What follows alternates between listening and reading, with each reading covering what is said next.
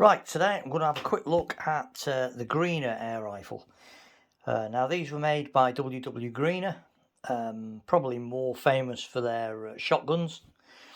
And I remember years and years and years ago, I had a Greener, I think it was called a Greener GP 12 bore, which had a Martini Henry style breech, single barrel, Martini Henry style breech, beautiful single barrel 12 bore shotgun. Fantastic piece of kit. But they were more famous for their high-end shotguns, side-by-sides. But they did make a couple of air rifles. And here I have got the two Greeners. In effect, the top one is the Braidlin Armory Greener.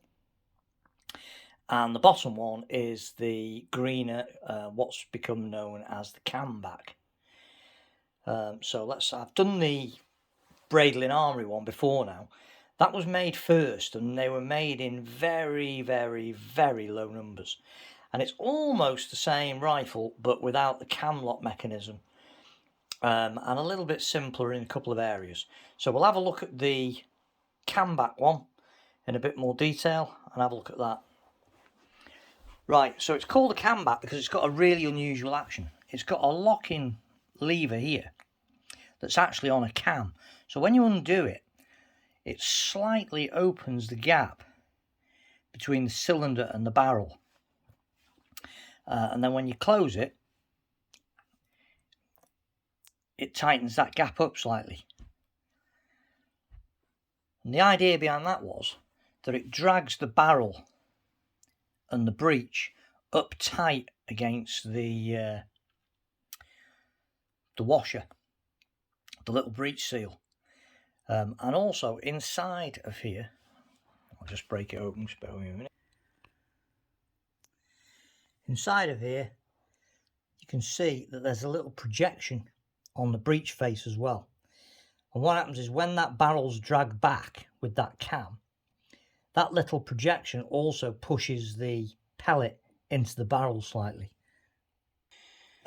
It was a very, very clever way of eliminating one of the problems with a break barrel air rifle, namely that you get a wobbly seal, lose a bit of air, a bit of compression, and don't constantly get the same barrel lockup. So it was a very, very clever idea. Very clever. Unfortunately, it required a lot of accurate tooling and a lot of accurate machining. And that probably meant that this rifle was not very cost effective for Greener. And these were made in tiny numbers. Made from the 1930s. And apparently, during the slack times in the shotgun factory at Greener's, they still knocked out the odd one here and there, even in the 60s. But we're talking maybe one or two a month, something like that. Very, very low numbers. They were more of a filler in the later years, just to keep staff busy. But very, very low numbers. Probably less than 1,000 made in total. Quite a scarce air rifle. Also, because of the rather intricate and delicate nature of the cam lock mechanism, with a bit of, if you were rough handling with these things, or didn't treat them very well, or didn't keep the maintenance up, they didn't last. So the survival rate of these is probably fairly low as well. Certainly the survival rate in good usable condition. As you can see here, there's two little grooves cut in the side. It's got oil written on it, and likewise on the other side. And that was to keep the cam mechanism running smoothly. They were marked on the cylinder. There was a couple of different markings on the cylinder. This one's marked up W.W. Greener, maker, Birmingham. And I think there was a couple of different variations of the wording, it's like W.W. Greener and Sons, manufacturers, England or whatever. But there's about 4, I think, different wordings on the top. Different styles of what it says. Well, this one's W.W. Greener, manufacturer, Birmingham.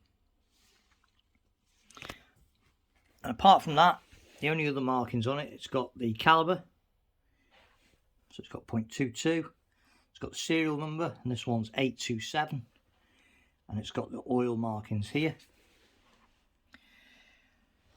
This is an original one, still fitted with its original spring, I believe. So this has got a flat section spring, if you look. Rather than a round spring, it's got a flat section spring. And this one isn't especially powerful because it's still got its original mainspring from the 1930s. The sights were interesting because at first glance they look like normal sights that you'd expect on a 1930s, 20s, 30s pre-war rifle. Look very similar to the BSA one, but if you look carefully, they've actually got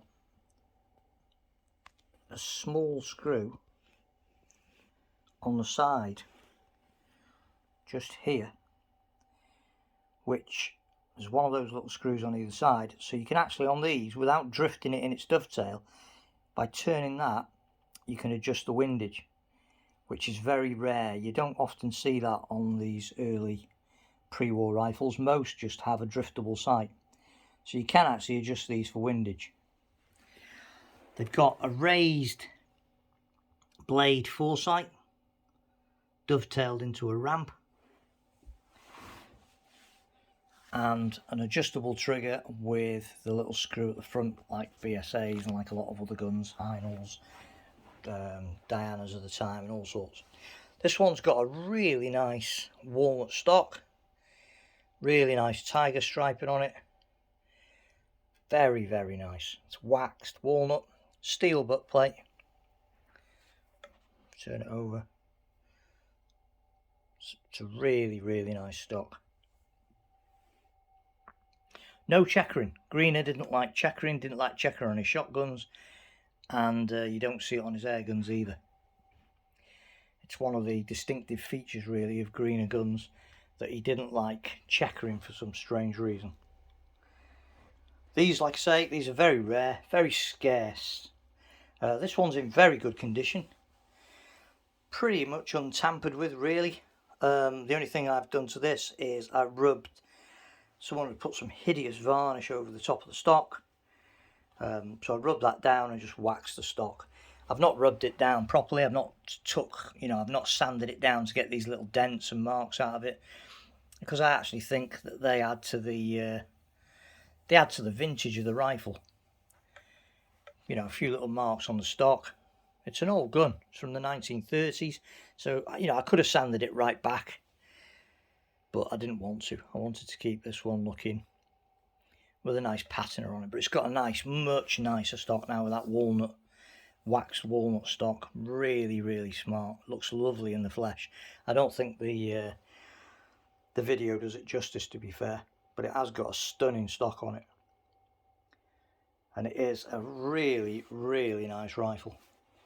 Very, very nice. Now the forerunner to that, like I say, was the Breitling Armory one, and these are marked. Some of these are marked with the Greener on the cylinder, some aren't, but these have a different thing. These have English manufacturer and the cross flags with the B for the Breitling Armory on the breech, and this has got a very low serial number stamped on the underside of the breech. Similar sort of gun, but these were fitted with a standard non-height adjustable, and to adjust it for windage you had to drift it in its dovetail. This is a 177. Similar stock, shape again, no checkering at all on this, nothing. And not as nice a stock, in all fairness, on this one. So there you go, two very, very scarce, rare and beautiful English air rifles. The Breitling Armour Greener and the Camback Greener. Both beautiful rifles. The Camback one has got a slightly bigger diameter air cylinder as well than the Breitling one. Really nice. And I have no doubt that if this was fitted with a round action spring, a more modern and newer spring, this would generate a fair bit of power because it's got quite a big air cylinder, and it's quite a wide air chamber as well compared to a lot. So I have no doubt that fitted with a new spring, this rifle would generate a fair old whack. But to be honest, I'm going to keep it as it is. As long as it's still functioning, I'm going to leave that original flat section spring in it. Thanks for watching.